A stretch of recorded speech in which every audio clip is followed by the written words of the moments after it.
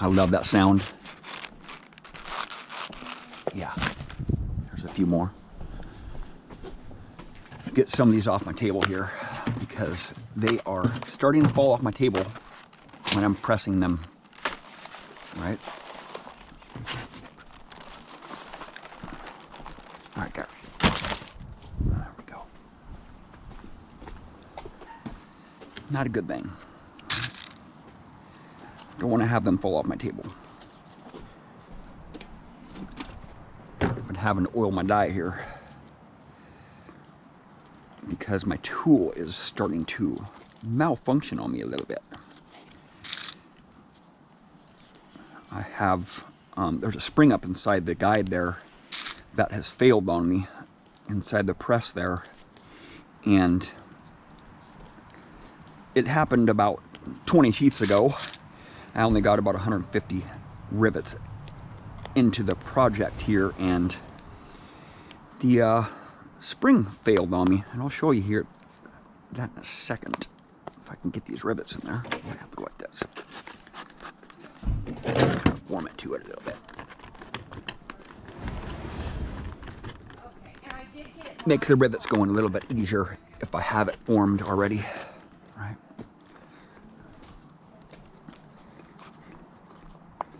Right there. Okay. So my guide's not coming down here. See, my guide is supposed to spring down there a lot more, and it's not doing that because it is damaged. It broke on me. So I've been having to kind of make do with what I got here because I just want to get all these sheaths done today. All right. I still have to trim them up and then bevel the fronts. This corner right here needs to be beveled. I need to trim this up a little bit here, cut this round down here, and then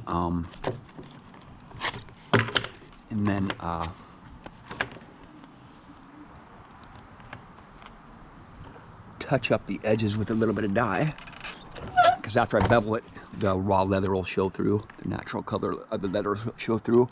Then I'll dye the edges and then condition them one more time, right? What I do is I just go like this, just work that leather, stretch it out a little bit, right? Give it a couple smacks on the table there, get it to stretch out a little bit there. Open that pocket up, right?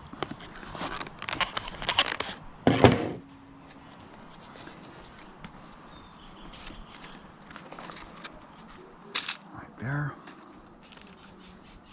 And I got oil all over my hands from me trying to oil that tool down there, and it's hard to grab these rivets with oil on my hands. So I keep on dropping the rivets on the ground there. I'll probably metal detect them later on, right when they're in the lawn.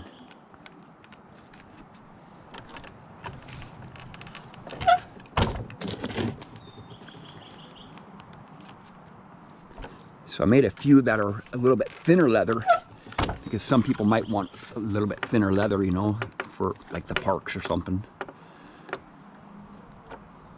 You don't need a super heavy duty bag if you're just digging in parks, right? Or you don't need super heavy duty gear if you're working in parks for most of the hunts, you know. But I wanted a sheath that'll last forever. This is a thicker leather. These ones are super heavy duty. You can go anywhere with these things, not have to worry about it failing on you or ripping on you. But you do have to condition them, right? You have to condition leather, right? And I have to work it a lot to get those rivets in there because it's such thick leather. You know, they're a little bit heavier. You know, they're not super heavy, and they're still lightweight. Compared to your hand digger, they're not nearly as heavy as a hand digger, right? One guy was saying, oh man, they're so heavy. It's like, well, look what you're putting in the sheath, man. You're putting a freaking metal tool in the sheath, right? But he bought a few of them. It's like, I don't know if anybody's gonna want these. And he sold them all in a week, so just go figure, right? He was a dealer, but it's all good. See how to form that leather? I had to make that pouch before I start riveting, right? if I don't do that, it's really tough to get these rivets to get in there straight, you know, to get that back hole there.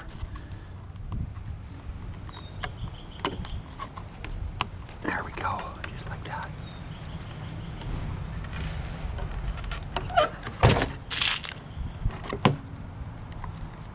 So I got 3 hides laid out upstairs, ready to start cutting. About, I'm gonna put this in there just to get it to form right there. I got 3 hides upstairs laid out, ready to go to start cutting. There we go, right there. And that should keep me busy for the next few days. All right, and I will be purchasing different hides here. Actually, pre-stained dyes, because I'm not going to be dyeing, or pre-stained hides. I'm not going to be dyeing anymore because it just takes so long. It's just so time-consuming dyeing, and it's so messy. You know, I have to have gloves and all that stuff when I'm dyeing, and I would just rather have somebody else do my dyeing for me. Just spend quite a bit extra money on leather, and just skip that process of dyeing, right?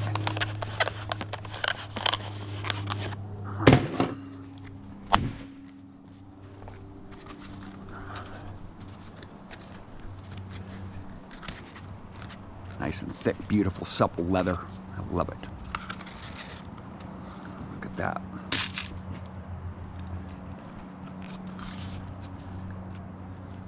Oh, come on, get in there. There we go. Just like so. So I need to adjust my template just a little bit. I need to move the back hole on this side. This last hole that I'm about ready to do, this hole right here, the back hole, I need to adjust my template about 4 millimeters up, 3 millimeters up. And I'll test it, make a sheath with that new template I create. But it's a work in progress, right? I just got to get this template down right. And the template is everything, man. The layout is everything, you know? I want to make quite a few more of these sheaths here. This is the reason why I need to redesign my template, right? Because the hole is just a little bit off. About 3, I would say about 3 millimeters. So before I start laying out my next few sheaths for the holes, I'll redesign that template and see how it goes. All right.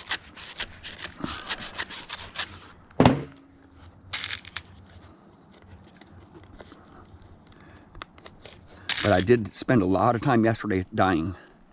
I dyed black, light brown, and mahogany. And the light brown that I just got, it's really difficult to dye that light brown stuff. And if I can just skip that whole process of just dyeing and just buy leather that's already pre-stained, you know, I'll be much better off. All right.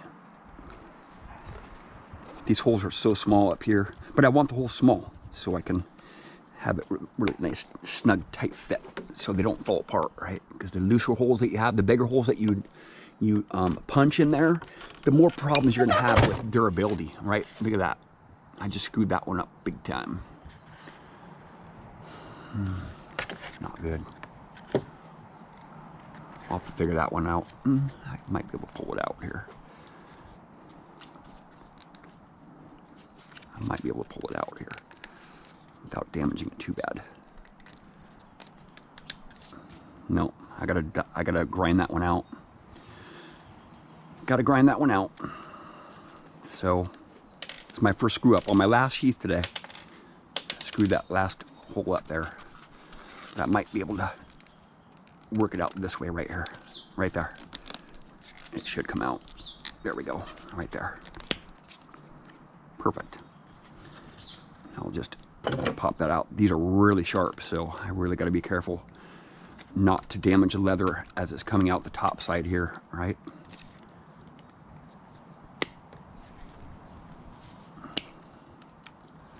There we go. In the crack. I'll probably crevice that later. No, I've already creviced that one. So this one was a little bit at an angle, so I need to work this leather right here. Work this leather. So just soften it up a little bit there. So I'm not going in so crooked. Actually, what I'll do is I'll go like this.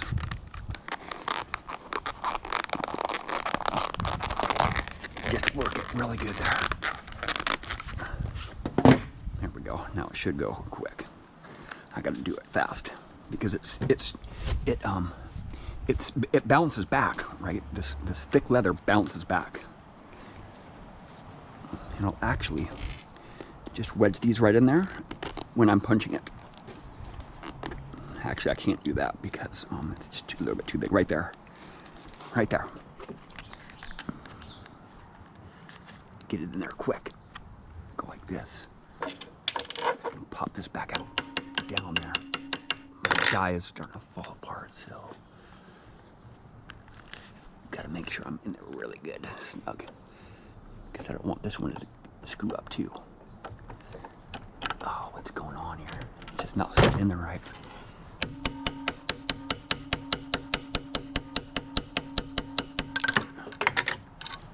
Yep. That's not a good thing.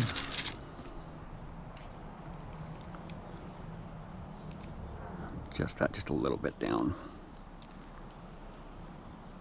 Right there. Beautiful. Clamp this down here. Reef on it a little bit. Okay, let's get back to the screwed up hole. Like this, just stick it right in there. Because I want it to be straight, right? I want that rivet to be nice and straight when I'm driving it. When I'm driving that punch down there, or that set down there, I need to have it go directly in the hole right there. Just like that. Perfect. Beautiful. Now I can continue with my next holes, right? Probably just get away with doing this right here. Just putting all my rivets back in there.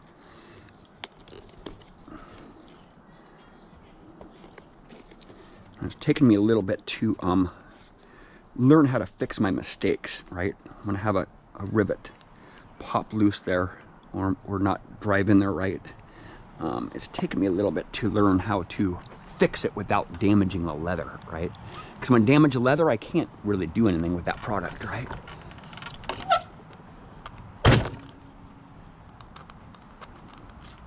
Well, there we go. There's my last sheath that I have to finish today. Actually, I'm not gonna, this isn't the finished stage. I still have to do a lot of trim work and some dyeing and some conditioning. So another couple hours before I get all these done. And I have 15 more upstairs, or no, I have 18 more upstairs that I need to cut, trim up, and dye the edges and condition before I can ship them out. Well, thank you for watching. Please subscribe.